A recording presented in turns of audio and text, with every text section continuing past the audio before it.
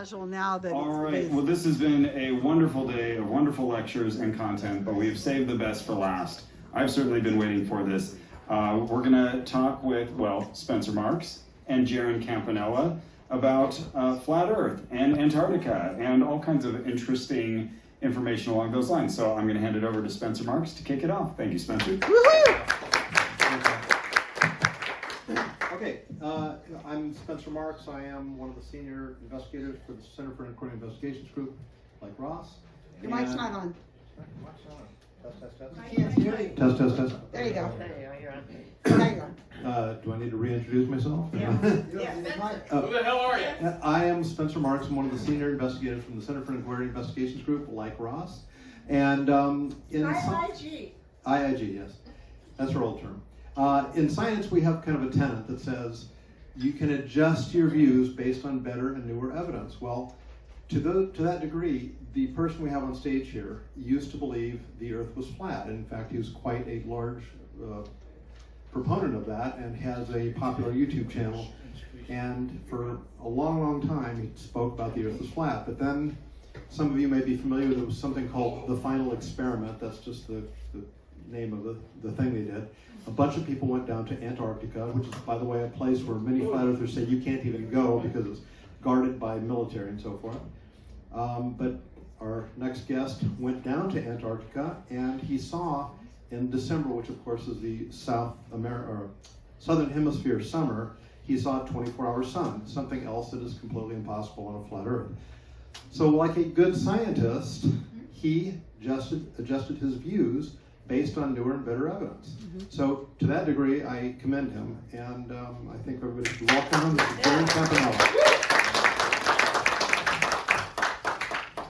Jeran, I just want to, by the way, we're going to talk just a couple minutes, and then we're going to actually see a really cool slideshow that Jeran brought. But I just wanted to touch base a little bit and ask some questions. So tell us a little bit about just where you were born, your background, a little bit of how you were raised, where you were raised, and that sort of thing. I was born in San Jose and raised in Gilroy, California. Born and raised there, or born in San Jose. And then I basically went to Catholic school all the way up till I went to Bellarmine. I don't know if you guys know what that is. It's a Catholic Jesuit all-boys Catholic high school in San Jose. And then after that, I went right into working at Long's Drugs. I don't know if people remember the old Long's Drugs. I was a store manager there for quite a few years, and then they became CVS, and I was still with them. And then around 2012, I saw the way that the store was going. It was becoming corporate. They didn't really care about individuality or care about customers anymore. CVS does not care about you, by the way. But so then I quit my job to open up a bookstore. My wife and I, we had a bunch of books. My aunt passed and left me a big collection. So we opened this bookstore, and we forgot that you have to have customers in your online bookstore. So we thought we were going to be Jeff Bezos, but we couldn't get anybody at the store. So luckily we got picked up by an app or two, and we're able to survive like that. But we had looked into religion and decided that it was lies. And so my wife and I kind of said, well, let's start our belief systems from the ground up, and let's work our way to what we can believe. Well, unfortunately, the first thing that we stumbled on was my wife asked me if the world could be flat. And I said, of course not. That's ridiculous. I've flown to the Philippines going west. You've flown to Germany going east. That wouldn't work. There's no way planes could fly around a flat Earth. And it was a couple weeks after that I saw Eric Dubé's, what they call the flat Earth map. And I guess that shook me because it broke my brain in the fact that planes can go around it. And so I just told my wife that, no, of course not. It's ridiculous that you'd be able to do that. And then I'm looking at a map that shows that planes could go around a flat Earth. So then I started looking into, from there, evidence to kind of debunk it, and was having a hard time finding that. And then some things started to actually show me that it could be correct.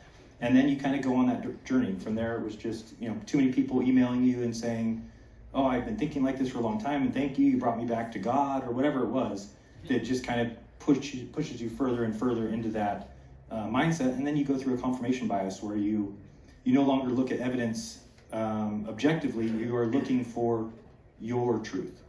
And I think that's very easy to do. It's very easy even if you're a flat earther, people might think, how do people become flat earthers?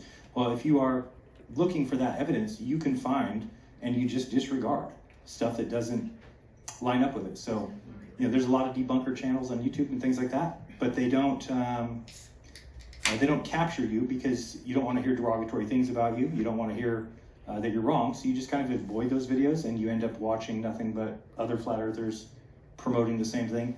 So you just lose touch with reality. In a way. So, in the flat Earth world, and I'm very familiar with it because I've been researching this thing for probably 9-10 years myself. But the flat earthers have a lot of sort of associated beliefs, like gravity doesn't exist. They have to believe that because gravity has to. It just doesn't make sense on a flat Earth for many reasons I won't bore you with. I'm going to assume, I don't know, I'm asking you, have you, once you came around to believing the Earth was a globe, have you renounced those beliefs too, like gravity doesn't exist? And so it wasn't that gravity doesn't exist. Obviously things fall. You just have a different explanation for it. So the flat Earth explanation is usually, well, all items have weight, and that they're in a medium that doesn't sustain it, like air, so it goes down, and then you have the questions of why down. Right. So there's a lot of hoop jumping that you're doing, clearly. Sure. But no, once I've accepted the sphere, from there things can I don't have to know how gravity works. Scientists don't know how gravity works. So it's okay just to say I accept that as a truth, and that it must be if the Earth's a sphere. When you went to Antarctica, was there at all a concern? I know you were certainly concerned, or you believed that the sun would not be up 24 hours. Was there a concern that you would be turned away because many flat earthers say, oh, you can't even go to Antarctica because they'll turn you away with the military? It's a little bit of it's kind of iffy because you really can't, what they're saying is that you can't independently go and investigate Antarctica, which is true. But it's true of any country. I can't independently go to Bangladesh and just show up and start investigating Bangladesh, and I can't go to Australia. So there is laws, you have to have your passport and things like that. So Antarctica works the same way. There is these bases that they take tours, and so once I realized we were going to a existing company, ALE is the name of it, Antarctic Logistics and Expeditions, and if you're looking to go, I would definitely give them a call. They're awesome. They'll actually work out with you whatever you want. If you have a certain thing you want to do that's different, you have to have money to do it. But yeah, they aren't cheap. They're not cheap. So no, I think that once I realized that we were going to one of those set up spots, then it was there was no worry about getting stopped. I don't think I was somebody who said ever that they would stop you, just that you couldn't go by yourself, and you wouldn't. Flying over it, you realize why you don't want to do that. You will die. Yeah, of course. But I think technically, just because it's so barren, right. I mean, if you really wanted to do it, you could actually go to the continent without anybody knowing, but it would not, like you say, it's not a bright thing to do. No. There's no McDonald's. And they're not going to save you. I mean, there's going to be no way for you to get out if something happens. There's no grocery store or anything. So, I mean, you would have to have provisions. You would have to have, skidoo and a bunch of, and then there's crevasses all over the place that are death traps if you were just to be walking. So ALE talks about if you're going to go on a certain path, they go first with this, I don't want to call it expedition truck that has sensors and radar and can actually see that the ground is solid, and then they map it out for you. Wow. So that's what costs so much money. Fantastic. Well, I don't want to delay too much more. I want you to get to the presentation. Anyway, there you go, Jeran Campanella. Well, thank you. So yes, let me get this open. And we'll see if the first slide works today. Yeah, press the down one. All right, there we go. So basically a journey through evidence and learning what evidence is and what it's not. And I want to try and bridge the gap between people who are, I want to say skeptical, but I understand that that's not the correct word, because I think you guys would consider yourselves skeptics, whereas from our line of thinking, skeptics would even be skeptical of science, right? So, and I'm not saying you're not, I mean, you are skeptical, but I want to bridge that gap between people who don't trust science and people who understand its importance. So for a decade, believe it or not, I was a dedicated flat earther. I used to host shows, host debates, go to events like I've met these guys at, tests, experiments, and I spent years doing that and spreading the word. And that's the most upsetting thing now, looking at what's going on and seeing the community the way it is realizing that I was a part of that, and that I owe some people some apologies, and I owe the world kind of my goal is to actually bridge that gap and get some people to see what I see so that they aren't stuck in a very difficult place, which is what Flat Earth has become. Flat Earth no longer takes any evidence that goes against what they believe. So that was real obvious. Basically, I found that out by going to Antarctica, coming back and hearing everybody say, oh, it's fake. You faked it. It was CGI. It was, well, I was like, no, I was there. Hello. And you just realize that the reason why is because the evidence that I brought back goes against the Flat Earth. So you learn real quickly, oh, you'll always be a Flat Earther. Whoever's a Flat Earther today will always be a Flat Earther, because if anybody brings new information, they're going to deny it, call it fake, and just move on. And so that's not safe at all, and it becomes what people call a cult. It's what it is. When I announced that I was no longer a Flat Earther, I was ostracized immediately, called a shill, kicked out of the groups, and people that were my friends for 10 years, just in a heartbeat, turn their back on you like nothing. So you realize none of them were actually friends. So then I went down to Antarctica, and thank you to Will Duffy, if anybody knows who that is. It's a pastor out of Colorado, who basically had a friend who was a Flat Earther, and he tried to conversate with her to get her to change her mind, and she was just steadfast in her position. And so he kind of tried to come up with some way of definitively showing. And that happened when he would watch Flat Earth content, and he saw that Flat Earthers would say that there was no 24-hour sun in the south. And then you would watch Globe Earthers say, no, there clearly is. So he came up with the idea of taking people down to Antarctica and finding out once and for all, and thought that would kind of squash the debate. So for me, everybody else turned it down. First, it was basically they did a poll to see who the audience wanted to send to Antarctica, because the pastor was going to pay. By the way, it's a $35,000 trip, so something I certainly would never be able to afford in my life. So the first person that was selected turned it down. I was in second place, and as soon as he said it, to me, that's what I'm there for, right? So this is the chance to prove or disprove what I've been saying for 10 years. So I jumped at the opportunity in a heartbeat, but I realized after that everybody else was saying, don't go, why are you going, this is a trap. And I'm like, no, it's going to tell me one way or the other. And they're like, well, if you see the sun circle, that doesn't mean it's not flat. And I'm like, no, it does. And then that started, about the 6 months before the trip, was really people trying to combat me to get me to say that if I did see it circling, that I would still remain a Flat Earther. And because I said no, they had already, before the trip even happened, started saying, oh, he's working with them, oh, he's involved with the guys. So it is a continent. It is at the bottom of the globe. It's not a ice ring, as I might have taught before. So we're just looking at a journey through evidence and how skepticism and real-world observation reshaped my beliefs, and how I went from a Flat Earther to a critical thinker, who I was, who I am now. We'll talk about seeing is believing and how hard reality hits. We'll talk about how the truth movement can become a trap and the problem with truth communities. We'll talk a little bit about the idea of trusting the science and where I think we need to bridge a gap that is currently there that I think maybe you guys don't realize is there. The issues that science has caused. Debunk dishonesty, why fake science hurts real science. We'll talk about that. Thinking critically, how to question everything but accept what holds true. And then I have a message to science advocates and the issues that science has caused, how we can bring that all together. And then ultimately reality wins, and reality is the ultimate arbiter of truth, right? Not what you want to be true, which is what a lot of people go through. So we talked a little bit about my journey into Flat Earth. That's basically it. Once I remember the very first thing I noticed was there was a lack of north-south circumnavigation. So if you've ever seen the Flat Earth map, which we have a slide in a little bit, I thought, well, this map clearly can be debunked by showing that people can circumnavigate north-south. But looking into that, there's not a lot of records of that. There's somebody who did it in the late 70s, early 80s, and that's Sir Ranulph Fiennes, who they call the greatest explorer ever. And so that's an example of something that I looked into, and I saw that in a court case that he admitted to faking accidents on an expedition. So I took that and I just erased everything he did, right? Because this person, he lied, so I'm not going to accept that he actually circumnavigated. He could have been lying about that. But when you do that, you're really, again, now looking back, I'm like, oh, he definitely did. He probably did. He just also faked an accident and had to admit it in court. Not a big deal.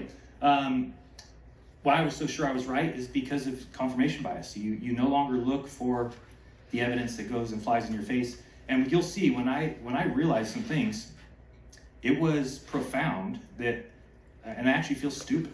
I feel very stupid that I wasted 10 years on this. I could have known this within a year. if I just would have accepted what people said, or at least followed up on what they said and not dismissed it outright. So we'll talk about that. The Antarctica moment was the moment that it all came to me.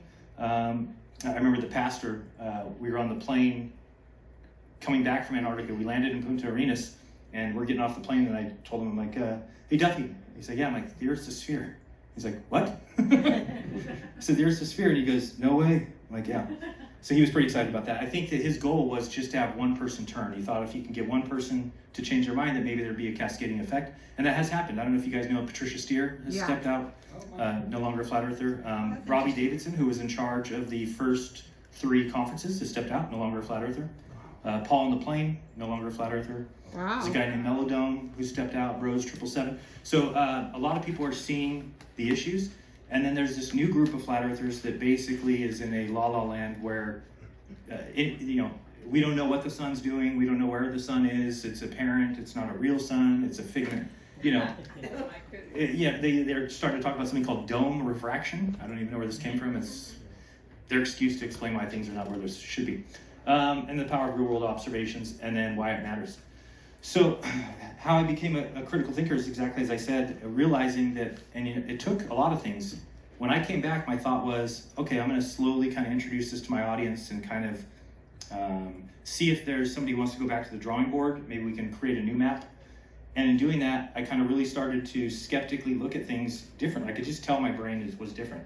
There was like a mental block that a lot of people talk about that I can't even, people are like, write a book about it. Your brain is protecting itself from what it currently believes to be true.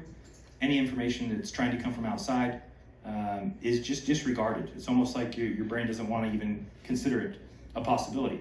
But once you see something, and that's why seeing is believing, once the evidence is right in front of you, that mental block just gets kicked right through. And then when it's not there, all of a sudden now you're reevaluating everything that you previously thought, and you become a critical thinker. So seeing all these people call it fake and looking at their excuses for evidence made me realize none of these people can research anything. They're terrible. So right away, all these people that I had for years kind of depended on or believed what they said. Now I have to question everything that they did. So I'd start to look into one thing that they said or something. Maybe it's a long distance observation that they made. I would go and check the numbers and really get down to it and realize, no, the globe says that that's perfectly viewable from that distance. But before, because they lied about maybe the distance by a couple miles, they lied about their height by 100 feet, you would be able to justify where somebody in a flat earth would say, the earth could be flat because we can see too far. That's another thing. I mean, if you listen to flat earthers, if you ask, what is your main evidence? They're going to tell you water lies level. They're going to say that we see too far. And both those things are true on the globe. We see further than the geometric horizon because the atmosphere works as a lens. It allows you to see further because of refraction. And so these things that are, water lies level, I don't think that flat earthers understand size. I don't think that because I didn't. I mean, I don't think I truly understood.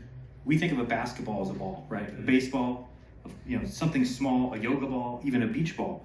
But that doesn't describe the earth. The earth is so big that the curvature is so little that you don't notice it. We don't need to worry about it when we build things. We don't need to worry about it at all. Even canals, which was a big thing for me. Like how did the canal drops, so many, how could that work on a globe earth? But then you realize that one of the numbers I've been telling my audience lately, for 660 feet, which is 2 football fields end to end, that's only 1/8 inch of curvature. So if you hold an inch in your hand, now do 1/8, that's like 2 dimes stacked, or maybe 2 nickels stacked on top of each other. That's the curvature for an entire 2 football fields. And then if you went to the next 2 to build them, you don't need to worry about those 2. You build the next 2, and there's still an 1/8 inch of curvature. And then you go to the next 2. So you could just build those football fields all the way around the earth, come back to where you started, and you never noticed a curve. There is no curve to even notice. So when they say water lies level, and the water doesn't curve, well, yeah, water lies level locally, and we don't take a line from there and say, okay, let's see if water lies level over there. You go over there, water lies level again. So pretty incredible what the earth actually is. And once you have that mental block kicked in, you realize that you were teaching things incorrectly. The way you taught people is incorrect. So the comfort of certainty is just, what I meant by that is that there is a certain comfort in flat earthers get to the point where they say, we know the earth is not a sphere. And that feels comforting. Like, yeah, we know it's not a sphere, and it could be flat, it could be something else, but at least we know what it's not. And there's a comfort in that. And in fact, one of the things that was very surprising to me is I was always afraid of flying. Just, you know, hey, I still would fly. It's not like it stopped me, but I was a nervous wreck. Like, I'm not religious anymore, but I would say the Our Father 10 times on every flight, even though I'm not religious anymore. But when I became a flat earther and got on the first plane for the first time, I no longer had a fear of flying. Wow. So, and it was kind of, you know, I understood planes flying above a flat plane, and it just made more sense. Well, now, understanding how the globe works, it's the same. Planes are flying above the flat plane of the Earth. Again, it's every 660 feet. You're only going down 1/8 inch. The plane does it on its own. You'll hear a flat earther say, well, the planes don't nose down. And you're right, if a plane noses down, it descends. So of course you don't nose down when you're flying an airplane. The moment I knew I had to change was the moment that I saw everything and said, oh man, for me, I'm gonna have to go back and tell people that I was wrong. I thought that I was gonna have some people join me. A guy's name is Austin Whitsitt, they went with me. He saw the exact same things I do. He's going to stay as a flat earther. He thinks there's enough wrong with the heliocentric model that it could still be flat, even though it cannot. And this is, if you watch my channel today, yesterday I did a video on, I said I was gonna make a prediction for flat Earth for the next 25 years, up till 2050. And it was kind of a joke, because for every year I just put, you will continue to provide nothing to humanity, you will continue to be a sore on humanity's, you know, ass, you will lose family, you'll lose friends, you'll lose money, and you'll get nowhere. It's like a hamster wheel that you run, you think you're doing something, and then you get off and you look at it and you're like, oh, I'm still where I started. So for 10 years, that's what happened to me, right? At the beginning to now, if you said, well, what did you accomplish? Not a lot. I kind of spun my wheels and didn't do much. So that is the shift to critical thinking. And why real skepticism requires adaptation, you always want to adjust your opinions based on the evidence, and not say, here's what's true, and now let me go find things that can show me that that's true. It's not the best way of doing that. Seeing is believing, obviously, because the 24-hour sun at Union Glacier cannot work on a flat Earth. And you know, there was people who right away came out. Dean Odell is this crazy pastor, I don't even know, Alabama, I think he's out of, who came out with a video the next day saying it was Satan that was the sun, that Satan knew that we were going to be there and cleared the sky. And that scares me, because the fact that that person can say that and get away with it is just scary. You know, he's got to, how does he have a congregation? How are people there watching him? For him to say that, because if you go that route, well, then anything can be explained by Satan, and you throw science out the window, right? The sun setting right to left, this is one that makes me feel so stupid. On the Earth, if you're in the north, like most of us, I'm sure, we see the sun set every day left to right? It goes from the left to the right. In the south, the sun goes right to left. Now, that right there destroys the flat Earth. The flat Earth has a sun that goes clockwise around an Earth. So it makes sense why flat Earth took off, because in the north, people might look at that map and go, oh, that matches what the sun does. Okay, well, I think the Earth could be flat. If you're in the south, I don't know how you could ever believe in a flat Earth. The sun goes the other way. So how could it get to? So one way I would describe that, and we can look at that in a little bit, is picture being at the tip of South America where we were at Union Glacier, at Punta Arenas, and you're looking west, okay? And the sun it's December 21st, so you're at the Tropic of Capricorn, that's where the sun is. It's at its southernmost point. So clearly on a flat Earth map, the sun needs to go to the right to get to Australia over there, but we see the sun going down that way. And that was shocking, because it was like completely in the face of everything that I had been teaching and what I thought. And then you start thinking, well, I know that the sun is above the Tropic of Capricorn, and I know that those places, Australia, South Africa, are on the Tropic of Capricorn, but it looks like it goes that way, where I'm thinking it goes to the right. So when then you kind of start putting two together, and you're like, oh wait, if it goes over there, Australia must be underneath us. That's the only way that it could get the sun. So it just kind of all unfolds right in front of you. That's a hard thing to explain to flat earthers, though. The South Celestial Pole, another thing that, as flat earthers, that doesn't work. So I believe that it moved around, meaning that if you're in South, let's say you're in Australia looking at the South Celestial Pole, and it's nighttime, that throughout the night it would kind of move to the next continent, sees it in their south, and then it kind of move. When you're there in Punta Arenas and you realize, oh, this is just like the North Star. It's identical to Polaris, but the stars turn around the other way. And then you start thinking, well, I know that I've never been to the North Pole, but I know the North Pole exists because the North Celestial Pole exists, and that's what's below it. So then you have to think, well, I saw the South Celestial Pole. No, I did not get to go to the South Pole, but I was 600 miles from there. And you can tell by the South Celestial Pole is right there. So you know it's beneath it. And why no flat earther has ever documented it? Well, obviously it's expensive, and so that's kind of an excuse that they use to just say nobody can go there. but that's not true. There's hundreds of people that go every year, right? If not 1,000 people, tourists that go every year. This is me here at Union Glacier. This is kind of cool because this was, I want to say I was the first one to ever live stream from Antarctica. That might not be true, but I can't find anything on YouTube that shows somebody live streaming. This is right when we got there. We landed. They brought us to the camp. Duffy, you got anything to say to these And this is, you'll see, that's Will Duffy, the pastor We there. made it. We're here. Tell them about the flight. #1 tracked flight on Flight Radar 24. Yeah, that's pretty dope. Amazing, amazing. Pretty dope. It's not cold at all. Look, everyone's barehanded, shirtless.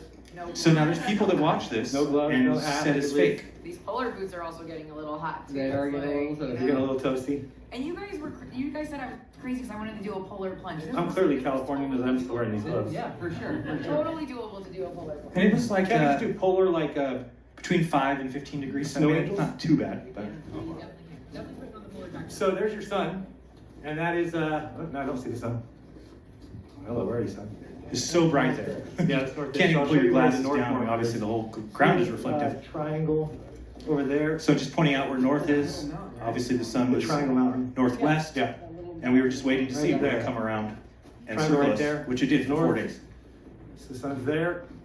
I've already, which it definitely is tracking the opposite direction. It's moving. Right. this So we see direction. the sun move left to right. And, If you're at the North Pole, it would move left to right. At the Go South behind Pole, this mountain here, if you can right see it. to which- left. I mean, this is crazy. I know you can't see it good on the screen. That mountain looks like it's right there. it's actually like You can 4 just touch it, miles but away. They say it's like Wow. a few miles away. They say that let me show you see if you can see the glacier. Kind of hard to see this, but You this see the is glacier, it's in bad quality, but it's 10 miles away. so the glacier that's right behind the sign right there is 10 miles away. It looks as clear as can be right there, you can see it. So what we did is we flew in and we ducked into these, see that brown? And when you land It's directly so on the bright. ice. If you take your glasses The off for a plane lands on second, the ice. holy smoke, that's too bright. We flew in and then your plane kind of tucks in there and then they drove us by vehicle here. That's like the medics, doctor's office. That's the red flags. If you go past those, they say you'll get hit by a plane, so don't go past the red flags. There's 2 smaller planes. There's a larger military plane. Can you zoom in? When we went there, So not too bad. the plane that took us there is a and these are the 757, tents. a real jet, and there was only 10 of us on the flight. This is probably the best flight I'll ever take in my life. You have a whole 6 rows to yourself if you want. You see, oops. Okay, so this is a time lapse of the 24-hour sun. People want to see that. It's beautiful. I will forever miss that and remember that. So that's south. So right there, the sun is above Australia's head. When it's in the south, and obviously you're in Antarctica, and on a flat Earth map, as I'll show you in a little bit, that doesn't make any sense. The end. How are you doing the tracking? This is Dave McKeegan. He has a all azimuth mount, powered one. I also have a solar quest right there that tracks the sun as well. So yeah, it was unbelievable, and people watch this. We had 10 cameras. All these cameras are all recording at the same time in real time, and we got back and presented all this information, and the flat earthers called it fake. And for me, that's a problem because even as a flat earther, I know that a lot of cameras like that then it makes it more difficult to fake. Obviously, and again, for people who might be conspiracy theorists and believe that the moon landings were faked, okay, well, there's only one camera, and I could see where you can come up with that. But when you're talking about this, it's much different. There's 10 cameras. We're live streaming. You can check each camera to verify. And there were some people who actually went through, and because if you have 2 cameras and you know the distance between them, you can actually take things in the distance, draw a triangle, and figure out the distances. So there was people who started to do that to prove the people wrong who were saying that the mountains were a backdrop, and they said, no, if it's a backdrop and we have 2 cameras, known distance, and we draw a line to that mountain, that will eliminate the possibility of a backdrop because it will actually give you the distance to the backdrop, not the distance to the mountain. But they were able to show that, no, the mountains are between 5 miles and infinity from where we were. So this is a good map to show you here. So this is what I believed up until December was the map of the Earth. I thought that this is where we lived, that Antarctica was an ice ring. So I put a couple arrows here just so I could show you some ideas here. So if you look at the red dot over there at the bottom, that is where we were at Punta Arenas when we So we had to go to Punta Arenas, and the way that they set up these trips is you have to arrive there 3 days early and leave 3 days after the trip. And they do that in case there's weather problems. You might fly out early, you might fly back, which we did. We actually came back a day early because the weather went bad the next day. But so we're there at Punta Arenas for 3 days before we went to Antarctica, and we're watching the sun rise and set. Now again, the yellow arrow is the way that the sun would have to go. And we know that that's a fact because that's people live there and it goes in that order. So there's no question there. The green lines are what the Tropic of Capricorn is, right? It's the southernmost spot that the sun goes to. Those are the only places that would have no shadow on December 21st. Nothing south of there would have no shadow ever because the sun never goes there. So those are facts. So one thing I can say right away to flat earthers is I can say there is no other map. A lot of them are under some assumption right now. There'll be another map. We'll come up with another map. And it's like, no. We know that the North Pole exists. We know that the North Celestial Pole exists. We know that the continents have to be laid out like that. So anytime you draw a new map, it's going to be an AE map. Once this has been debunked, the Earth is a sphere. It's just the way it works. Let people know what the AE map is. Oh, sorry. So this is it's called an azimuthal equidistant map. It's basically a globe projection. And the reason that it works well as I don't want to say a lie, the reason that it's good, easy to use to convince people that the Earth is flat is because the entire North is almost identical. There's no difference between the North on the globe and the North on, and it actually makes more sense to people because if you've ever flown from, say, New York to London, you probably wondered, why did I go across Greenland? Mm-hmm. Because on a globe, what they'll show you, they'll back this big arc, showing you this big arc. Well, that's because that's the Great Circle route. But on here, since it's been flattened, it's just a straight line. So it's very easy to convince a person that the flat Earth is more in line with reality because you'll say on the plane, you're just flying straight. So we just fly straight there. And people start looking at flight routes and say, oh man, this does make more sense. And there's a couple of things for me that I thought, okay, so you look at your senses, we don't feel like we're spinning. Well, flat Earth says we're not spinning. We don't feel like we are curved. We don't see a curve. Well, flat Earth says they're not curved. So there's enough that caught me as interesting that I was able to kind of buy into it and then start searching for evidence of it. And then anything you find, right? Anything, maybe a scientist makes a mistake. Neil deGrasse Tyson, I think, said one time that from 120,000 feet high, you don't see the curvature of the Earth. Well, all these globe believers are telling us we see the curve from the plane. And then we can easily say, you're lying. Neil deGrasse Tyson says you can't. You guys are saying you can't. So it's just very easy to pick and choose what you start promoting and what you leave alone. So the sad part was when we were at the red dot looking at the sun needs to go where the yellow line is, meaning the sun should go to the right, but it went to the left, like the purple arrow. And then it rose where the purple arrow is rising. So that is not making any sense. And then when we went down to the blue dot, which is us in Antarctica, then the sun's doing what the red line's doing. So none of that jives with this map because we know that when the sun gets here, that it's over here. So now what Flat Earth does is Flat Earth actually says that there is an apparent sun that appears over there. Now it's very easy to make fun of that because I just keep saying, oh, so it just happens to be where the globe predicts. That's where, the globe predicts there's one sun that's over here, and you're saying, no, there's actually two suns, and one of them just happens to be where the globe predicts. Okay, that seems funny. So it was very easy for me. The South Celestial Pole plus the South Pole. By the way, another thing I saw when we were in Antarctica is the sun is at a tilt, right? A slight tilt, meaning it was at 35 degrees at its high in the north and 15 degrees at its south. And I realized by walking towards the southernmost part of the sun, that if I just kept doing that, I would get to the South Pole. And that was kind of groundbreaking to me. And then understanding, other people in Antarctica, they could all do that, and we'd all end up at the same place. And then you're like, oh shit, there's the sphere.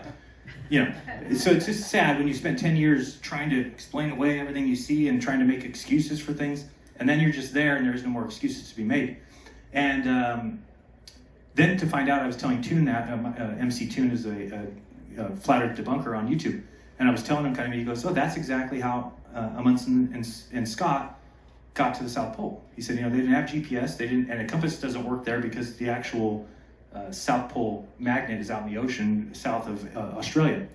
So he was saying that's how they all did it. And then if you remember the Great Race that they talked about in the early 1900s, those people came from two different sides of the continent, and then they actually got to the same place. They actually found each other. Well, one of them was dead, but they found each other because the tent was erected exactly where the sun becomes balanced, right? So at the South Pole, it's the only place that the sun doesn't change its tilt. So just realizing that as I walked towards the South Pole where the sun is at its lowest, every 69 miles, it's going to tilt up by 1 degree until eventually I was at a place where it would be above my head even the whole time. So once you realize the South Pole is real, you just kind of run out of ways to make excuses now. The truth becoming a trap is definitely true. It's probably the scariest thing that I see is I'm trying to get people out of it right now by telling them there's what is going to take you out of flat earth if you don't accept evidence that goes against your belief. And that really just showed me a lot, like how many people are doing that in the world, that you have a certain belief and you're steadfast in it because you only accept what fits and not what goes against it, which is really what you should use to be a barometer of where you're at. The illusion of open inquiry. So the ideas of flat earth are really a distrust of authority, which I even personally don't have a problem with, but to a unhealthy level, right? To the point where you only can believe things that you see, you can't trust anybody else's evidence. And I realize now if flat earth was in charge of the world, we wouldn't have cars yet. It would just be a disaster. People would be fighting each other. Just nonsense beliefs that nothing is going through any kind of a peer review. And that's really what flat earth is it's just a bunch of people that let each other get away with stuff as long as you're promoting flat earth. So you could even say something wrong and no one's going to come out and attack you. They're going to just let it go because you're a flat earther. And it's really like a team thing more than it is about truth. And that's sad to see it because you're like, man, was I a part of this for all these years? The cost of leaving, how they isolate themselves, that's just because of people calling you crazy, right? So if you go to Thanksgiving and your family says you're nuts, cousin Jimmy believes in the flat earth, you just slowly move yourself to another part of the house, and the same thing is true in your social life. You only really want to be around people that are like-minded. Like I said, why we don't watch debunking videos is we don't want to be called names. Same thing is true in your social life. So if you have two friends and one friend accepts you as a flat earther, but the other one wants to make fun of you, you're just going to gravitate towards the one that accepts you. The cycle of reinforced beliefs is terrible. It's just, there's a guy right now, his name's Stephen Alonzo. He claims to be a PhD, he's not. He claims to be a pilot, he's not. He's just a lying grifter on the internet who's a flat earther. But he would say things like, when we were about to go down there, he said, oh, actually, every flat earth map predicts a 24-hour sun. So I hear that, I'm like, what? No, they don't, it's impossible. Well, the thing I started hearing is then everybody was saying it. Like it was a fact. Just because he said it, now it gets picked up by everybody, and now you have to argue with them and say, no, that's not correct. Another one is they just started saying, you can't tell the shape of the ground by looking at the lights in the sky. Now this is something that is made up by flat earthers. There's no reason why we would exclude evidence. Do we check urine to see if a woman's pregnant? Well, yes. It's okay to look somewhere else for something because there's signs in the urine that the woman's pregnant. So it's the same thing as the ground. We can look at other things. We don't have to just test the ground only. If you have a known orbit of something like the sun, it's known orbit for thousands of years, you can use that as a measuring stick. And anytime anybody gives you a map, you can look at the map and say, does this jive with the known orbit of the sun? And if it doesn't, you can turn the map back in and say, this is not where I live. The map is false. So that's what they call falsifying. So I don't believe in proof, but I do believe you can falsify things, and we've falsified the flat earth, in my opinion. So why truth must be more important than identity? Yeah, I was watching a show last night, and they were talking about me, and they said, Jeran, this is what happens to traitors, and it goes on. But so that's how they think of it. They don't think of it as, oh, Jeran, saw evidence that made him. I'm a traitor. I must work for the other side. I'm involved with the other side. Kind of scary. The idea of trust the science. So I have a couple things here that I think is important to point out, because these are reasons that I stayed a flat earther. There are reasons that flat earth has a distrust of science. And when we try and bring these things up, it's the thing that's kind of hard for science people to hear or see, because there are facts that, for instance, there's Stephen Hawking's Genius program, faked their experiment to prove the curvature of the earth. That is not smart, because what it does is it creates ammo for conspiracy theorists that you will never get back from them. Meaning, the very first question I get asked now when I say I'm a globe believer is they say, what? Why did Stephen Hawking fake his experiment? I can't answer that question. So it becomes very difficult that if that wouldn't happen, if there was just everybody's being up and up. Now, what I hear from the science community is it's just a television show. So it's meant to be entertainment. Like, okay, but it's on PBS. It's supposed to be for learning. And as a flat earther, there's only been 2 at least that I can think of, mainstream attempts to show the curvature of the Earth. There's the Stephen Hawking, and then there's the Nat Geo that both these gentlemen were involved in. I'm going to show that video as well. That's another thing that flat earthers consider fake, okay? And we're going to watch both those, and I'll show you why, and then show people why it's important that we don't do that, because that's going to be the hardest thing for you guys to get back. And again, I get it, but we'll look at that. Why fake science hurts real science, that should be obvious. The need for honest, repeatable tests, right? We're going to look at John Tiller, I think his name is, Timmer. He's the head of science at Ars Technica, where he's actually making a video where he makes fun of flat earthers, saying, why do they have this unhealthy trust or distrust of authority and of scientists? And then he uses as an example, the video I'm about to show you is fake. So what that does is it gaslights conspiracy theorists, meaning it actually makes them think that science is against them, because it's an assault on your intelligence, really. And I will show you that. The need for honest people then when science communication fails. So this is the first video I'm going to show you. This is the Nat Geo. It's got 6.2 million views. No flat earther will ever get 6.2 million views. It's impossible. So when you think of that I want you guys to kind of think of it from a flat earther's perspective. When they're watching this, it looks like an attack on their belief. So it's starting? Hey, look at Okay, so the test is starting. The test is starting right now. Now, I wish I would At pause this, first, but all the stripes are clearly visible. we'll just look at this first. Sure enough, as the boat reaches the horizon, So the she said stripes reaches the begin to horizon, but the disappear, horizon is behind the one boat. by one. Let me show you again. It's pretty amazing. You can actually see it pretty clearly with this camera here. And you see that the red stripe that was at the bottom has completely disappeared, and it's now getting closer to sort of the middle green stripe that is. So we've lost about 1.5 stripes Right. So this can only happen why? because of the curvature of the Earth. Okay, so we said we lost. So we lost Mark 1.5 Sargent and the other stripes. flat earthers Stripes. have a very different interpretation of And the then results. basically this is just Mark Sargent saying So we you don't don't believe think it. that what we're seeing is actually real? You think it's because of Yeah. heat? Absolutely heat. Does anyone here in flat Earth believe He it's actually globe? says now that I've been paid off and I've been given a house. Anyone? So he told us all It's that. not fair either. Not true. But okay, so here's the problem with that particular experiment. And I don't know why this happened, but if you look at this board before it went out in the water, you'll notice there's what flat earthers call an optical illusion. The reason for that is the black line looks like it's in the middle, but it's not, right? There's 3 white, red, white on top of the black, but then just white, red on the bottom, okay?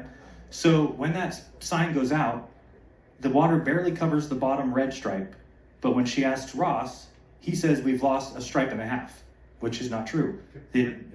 Sure. Just really interesting aside. I made that flag there, that's the target, and the only reason I used those colors was just because they were different contrast.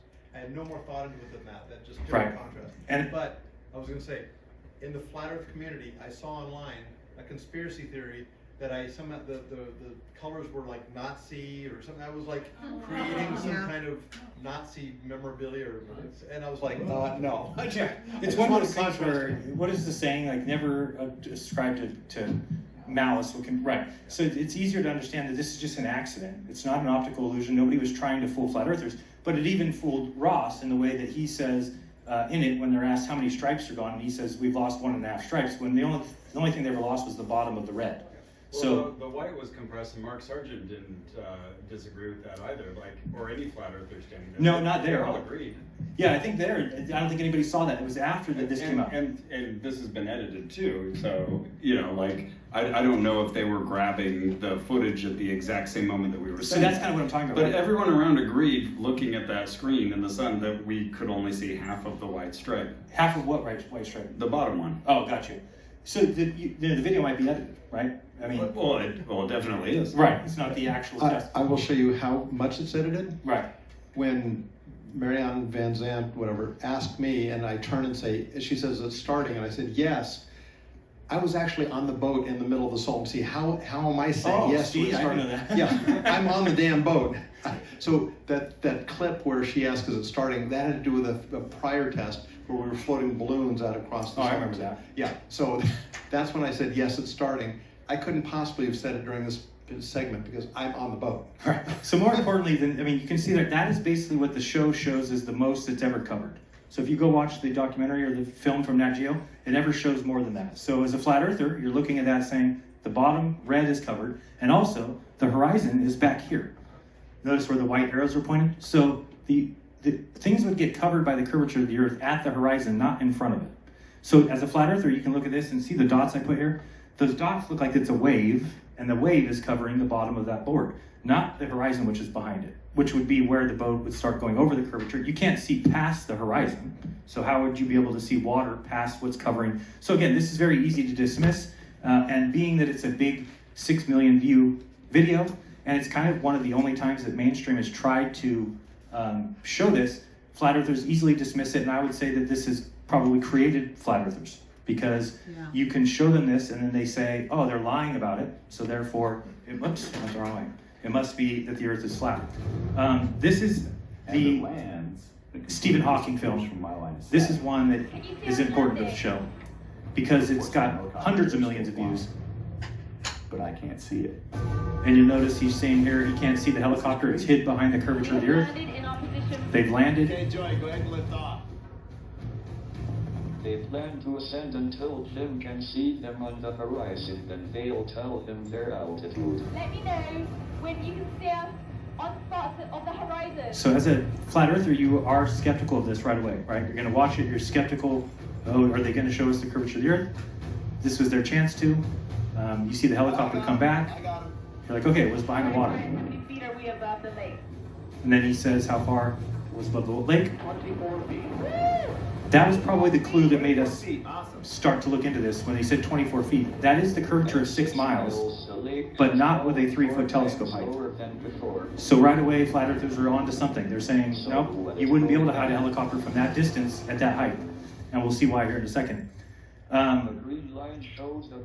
So the problem becomes, if you're going to be Nat Geo, if you're going to be PBS, if you're going to be the Discovery Channel, if you're going to be Stephen Hawking, even though it's a TV show, flat earthers don't look at it that way. They look at it as this is your chance to show the curvature of the earth, right? You're on national television, and we're going to see here in a second that that scene is faked. The scene is not a real scene because they've actually used CGI to input the helicopter. I'll show you that in a second. And John Tiller right now is trying, John Timmer I think his name is trying to get in contact with the producer. Notice here, these are 2 different timestamps in the film. Okay, notice that the water is identical, but in one scene there's a helicopter, and the other scene there's not. The water is identical. That right there is impossible in reality. So what you've done is you've now created something that flat earthers can forever point to and say this has been faked. Right. It is a faked film. So regardless of the reason why, because people have said, well, Jeran, maybe they did the test, but after they missed a piece of footage, I said that's fine. I agree. I'm not saying that they went out and said because I believe the Earth's a sphere. So I certainly don't think they went out with the purposeful intention of fooling flat earthers. But I do understand why flat earthers can think that way. Right. It's very easy to see. This is a very dumb editing mistake because you have 2 scenes with birds flying through them. They're identical. In one scene there's a helicopter, in the other scene there's not. So now it just blows the whole thing open. You can't count on any of it. Is this scene real? Is that scene real? No, somebody CGI'd the water onto the scene for some reason. Nobody can figure that out. So again, once you've seen this, you see those are the same scene, look at the water. Once you've seen that, I want you to see what the head of Ars Technica says when he is doing a video to flat earthers, where he calls into question their mindset and says, what drives this inability for them to face reality? But then he shows this exact test. So as a flat earther, you're going to see that as a direct assault on you, that it's faked, we know that. Then you've got a guy saying, what drives flat earthers not to believe great evidence like this? It's fake. So that's a problem. Again, it doesn't mean that science is against them. It just means that sometimes they know the Earth's a sphere, right? So let's say they get out there, and my prediction is correct, that they couldn't hide the helicopter behind 6 miles worth of water because of a 3-foot telescope height. It kept coming down, they kept seeing the top of it, and then they just said, we'll edit it in post. The Earth's a sphere, we know that. We're just educating people. Right. The problem is, does that create more of a problem than it does a good thing? You can turn on the volume on this one. This is another thing. It worked. I'm not a scientist, and to be able to just do that. She's on the program saying she's not a scientist. That was but That's she's incredible. here a year I earlier. received my master's in biology Saying at she's a Cal scientist. State East Bay in Hayward, California. So- I was offered a internship at KQED, which is a PBS It even says channel. I scientist. was also able to do an internship at the University of Alabama in herpetology. But yet where she's I on the worked film with a year diamondback later water snake and saying, the python. "I'm not a 2 years scientist." later, I got another internship in neurobiology. So I tried to talk to her, I tried to reach out to her to get an answer. She ended There up I blocking me. studied 3-day-old chicken embryos. So this whole In film which was I a would big cut the problem, and shell it's open brought up as probably the and number take one out the meat. evidence for flat I earthers. admire Bill Nye the Science Guy, Carl Sagan, for the work he did. Yeah, in thank you. Cosmos. And then there's one other. So then the other girl, the Asian girl that was with her, who the show bills it as 3 ordinary people. We went and got 3 ordinary people to prove the shape of the Earth. Well, this girl's a scientist, saying that she's not. The other girl, supposed to be ordinary, she's the head of storytelling, video storytelling at NASA Goddard.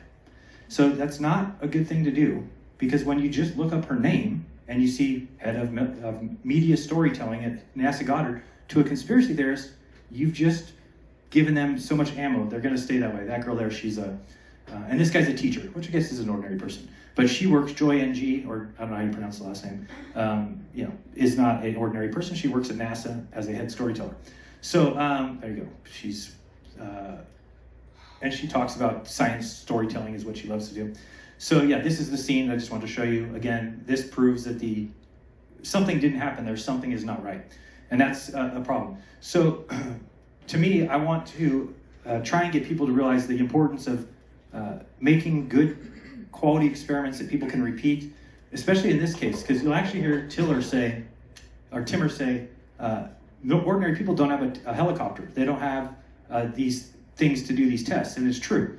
But when you say that and then you fake it, well, then you're kind of basically gaslighting. First-hand experience shouldn't be so important, but it is to a conspiracy theorist, because when I see something like that, that's why if it would have been somebody else who went down to Antarctica, I can't be sure that I would have accepted what they came back and said. Because of now it's me, it's different. I went down and saw it myself. It's a fact. There's no arguing what I saw. And people can say it's fake. You're like, no, I know what the sun looks like. It's the sun. It was there for 4 days. I don't know if where's the Timmer video. So why mockery doesn't work? Again, you're not going to want to stay somewhere when somebody's calling you names, right? It's just obvious. So there's a lot of debunkers on YouTube that their kind of goal is to make fun of flat earthers. Now, I found out when we're down in Antarctica, and I even questioned one of them. I said, nobody watches your channel. Nobody watches it because of how you are. I said, you're not actually recruiting any flat earthers. And he flat out said, I'm not trying to. I said, oh, I thought that's what you'd be. He's like, no, I'm providing entertainment to globe believers who think flat earth is silly. And then also I'm making you out to be so dumb that nobody who's getting into this wants to become a flat earther. And it made more sense to me. I'm like, oh, okay, I see. And the way I think of YouTube is anybody should be able to do whatever they want. Meaning that if that's what then that's on him. So I don't think you should be able to tell him, don't do that, do this way, go against what. No, if that's what he wants to do, that's what he wants to do. But from a flat earther's perspective, there wasn't enough actual scientists coming out and speaking on the issue. So what you would see is these guys who are globe earth proponents, well, you have to remember, they're just people, so they get things wrong. Well, when they would get things wrong, flat earthers would take that as the establishment of science was wrong, right? Oh, you're lying, science is lying. Well, no, this is just some guy who lives in Michigan, got something wrong, said something wrong. And I think that's one of the things that just, flat earthers need to be explained things simply. It needs to be like holding their hand, to be honest with you. Because anything that's too high level, they just dismiss. And anything that can be explained away with just, basically hand wave dismissal, they'll do that. So some of the things I've been trying to do is show people over and over again where they can figure it out on their own. That's my kind of goal, is because I understand the distrust of authority. So I'm trying to tell them that I didn't need any authority in anything that I did.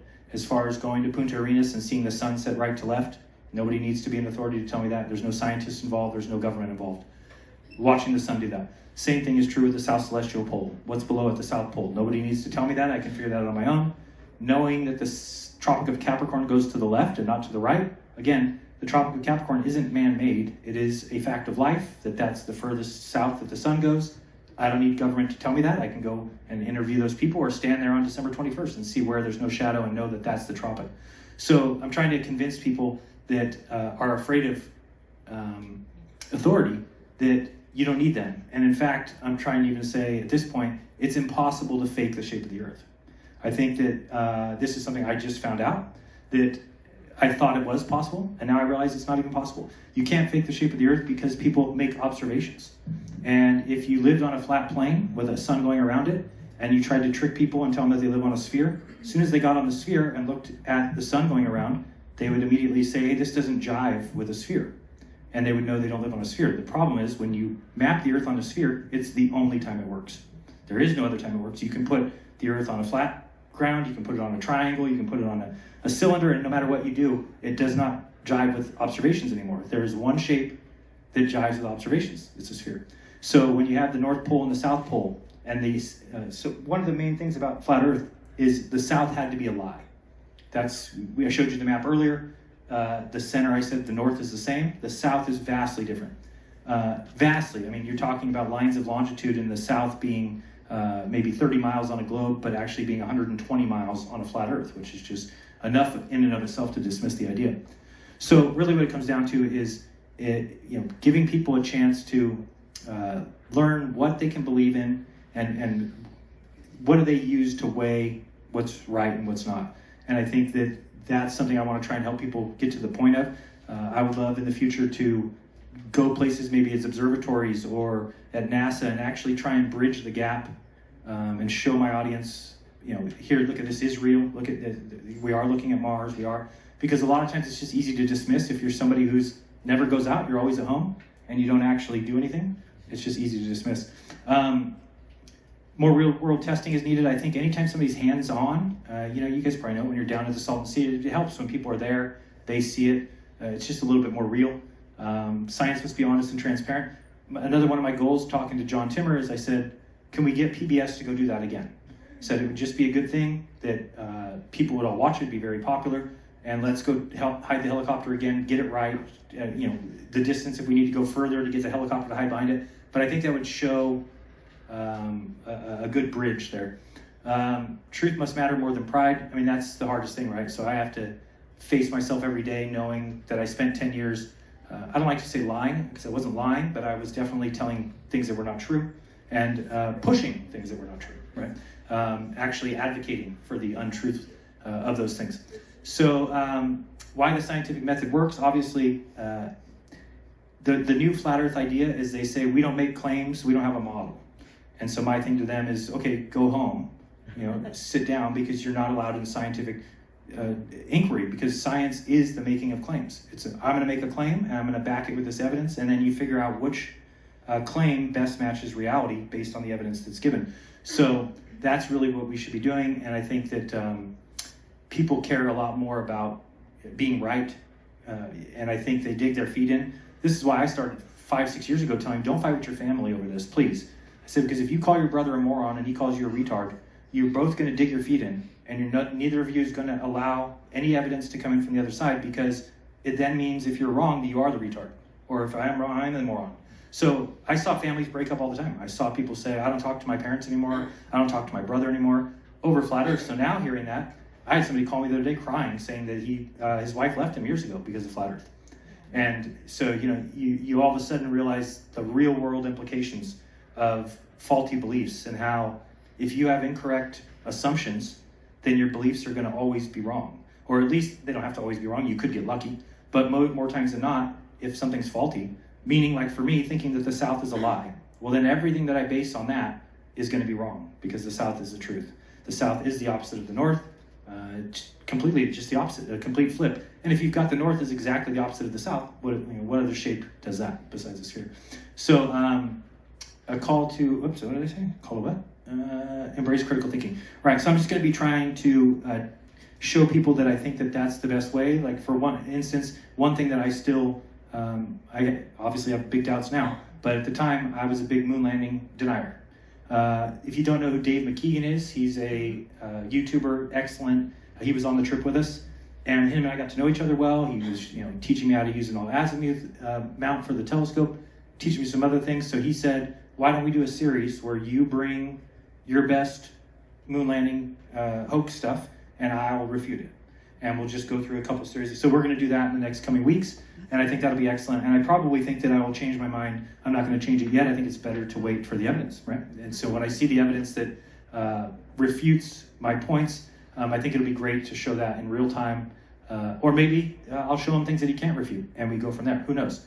But it will be good to see. And I think that those kind of things, what we're doing there is we're bridging what is otherwise a divide, right? There's a divide between the science side and the science deniers. And if they're never meeting eye to eye, or they don't do things together, it's just easy for the other side to dismiss it. When Pastor Duffy had this idea, it was bring flat earthers together with globe earthers together. Let's go down there as one. Immediately, all the animosity goes away. The hateful words that are said online, now we're together, nobody hates each other. All of a sudden, people are friends, talking, laughing. We go down Antarctica together, and there's no arguments, there's no fighting. It's just people actually doing science. And for the first time, I got to see globe earthers prepared 50 times more than we were.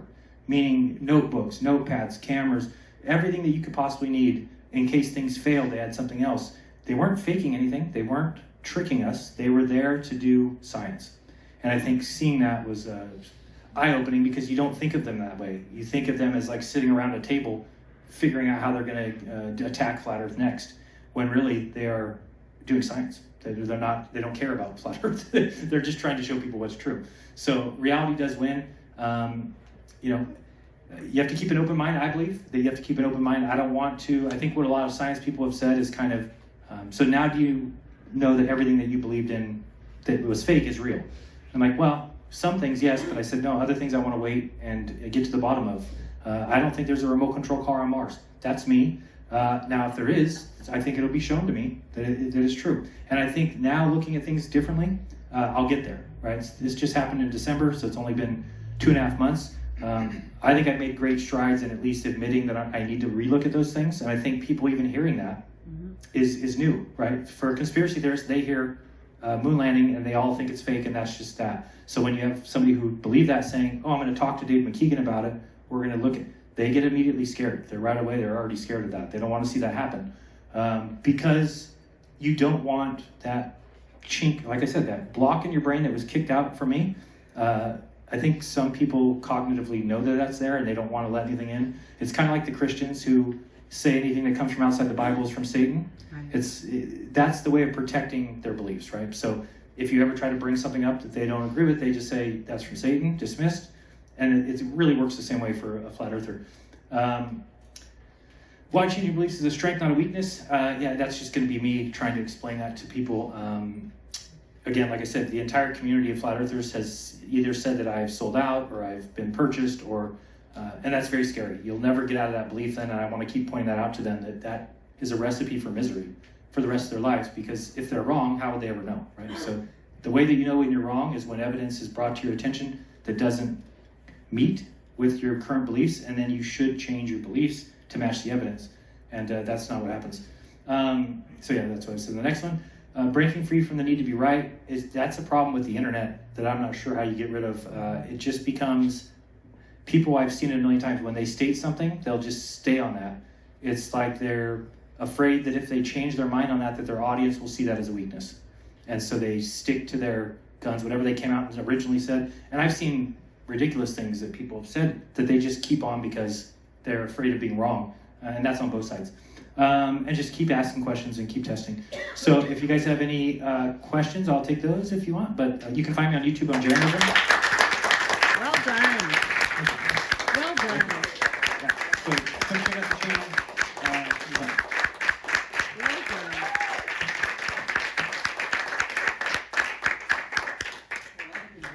I think, well, go ahead, lady. Yeah, this may be a really stupid question. No. But if the earth is flat, what's on the other side? So I guess what I would say, if you asked me that 3 months ago, I would say that the earth is all that there is, that we're kind of the basement of the universe, that there's nothing necessarily on the other side. That No, but there's nothing under it? Just ground, it's just kind of like the earth is all there is, right? So I would tell people before that they try and place us in a place, but really this is just our existence, we live here, and that there doesn't need to be something underneath it. Again, now that sounds silly, but even as I'm saying it, I'm like, how did I ever do that? But again, it's like you have something in your brain that would rather make something up that gets by than to actually seriously take that into account. Because now you saying that it just sounds ridiculous. I'm thinking to myself, like, what do you mean bottom of the universe and what's underneath it. So yeah, that's Turtles. It's hard to turtles all the way down, right? Exactly. Yes. You'd mentioned that you came to Flat Earth by a process with your wife, and you mentioned coming to Flat Earth when you and your wife decided to question fundamentals and things like that. What's been her journey on this topic? She was right there with me. We both became flat earthers. She was involved, did a podcast with me, and then because of the way people are online with comments and stuff, they're terrible. I mean, YouTube is like the bottom of society as far as the comments go. So once I saw people start attacking her, I told her, hey, I'd rather you just sit out and not do this, because women have an issue, I don't know if it's all women, but at least ones on YouTube, that they love to read the comments no matter how terrible they are. Right. And they take them to heart. And guys can usually, I can not look at them and just not care, know that there's going to be people saying negative things. She couldn't do that. So I kind of told her, I'll just do this. But then as soon as I found out about the final experiment, we were kind of outside talking, and I just kind of walked her through what was going to be happening. And she agreed. She just said that, yeah, if you see the sun circle, it's impossible that the earth could be flat. And we knew that. So she was excited about it. We felt good that we would know one way or the other. We would get back from the trip, and either the sun would set and the world was going to change, was my opinion, or the sun would circle, and at which point we needed to change our opinion and our belief. Two quick questions. Thank you so much. That was a wonderful talk, and I am Thank you. so glad you came here. I really appreciate it. Two quick questions. I've been in this world for a very long time, not the flat earth, but the world of understanding scientific skepticism, and I think we need to be very empathetic to people. Because we've all been on this journey, haven't we, you guys? We've all been here believing things and then find out later they're not always correct. But number one, is there money in the world of flat earth belief? I mean, obviously there's got to be a lot of money in YouTube subscriptions. And number two, why does it seem to be so male-centered? I mean, I know there are some women you see, but you can almost name them on one hand. But it seems to be, everyone seems to be male on the whole everything. My reason for that might be kind of strange, but I think it's because what I noticed is the people that are flat earthers on YouTube are almost like the description of people on their grandmother's basement. The way people describe that is kind of real. I mean, it's a lot of people at the lower ends of society. Maybe they're frustrated that they've been removed from groups, or that they are segregated or secluded. So the problem with that is I think those people attack women for whatever reason. So what happens is if a woman does show up and start talking, the people who make comments and watch will attack that person to a point where a guy can kind of take it and maybe give it back. And women are just not good at that, and they take things to heart, and I think that they come and go. So I've seen women come and they just leave. Even believers? I mean, that also believe, so they're just renting them out just because Yep. they're... Or they think that they're, they'll just call him a plant, or they'll even call him a man, is the thing. And I mean, that's my own personal opinion. I think that these people have never, so let's say you are somebody living in your mom's basement and you don't get out much, and now the internet allows you to be a person that you can't be in real life. So these people, for instance, they've never turned a woman down. So now when there's a woman in front of them, they can attack that woman, and they get the feeling like, I just dismissed that good-looking woman by calling her a man, or whatever.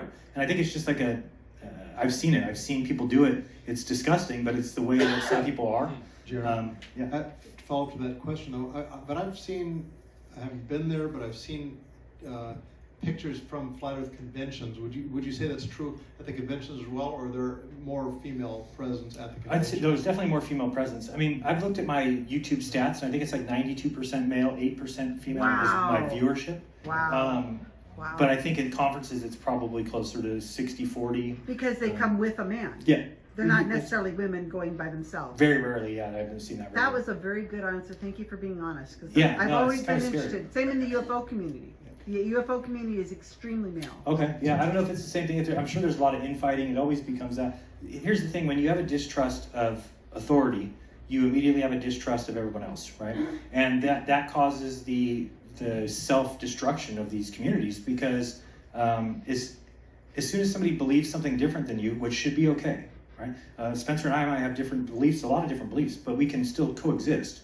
But online, what happens is if somebody's got your beliefs together and all of a sudden he says something different about a subject, then I look at him with you're a shill. Somebody sent you in, you're working for the other team, you are what they call controlled opposition. So they think that people are put in there, which is actually true in life, that does actually happen, but maybe not on the YouTube scale like people think it is. People think, I've been saying recently, like, people don't get paid off like that. This is the whole lot, they say I've been paid off.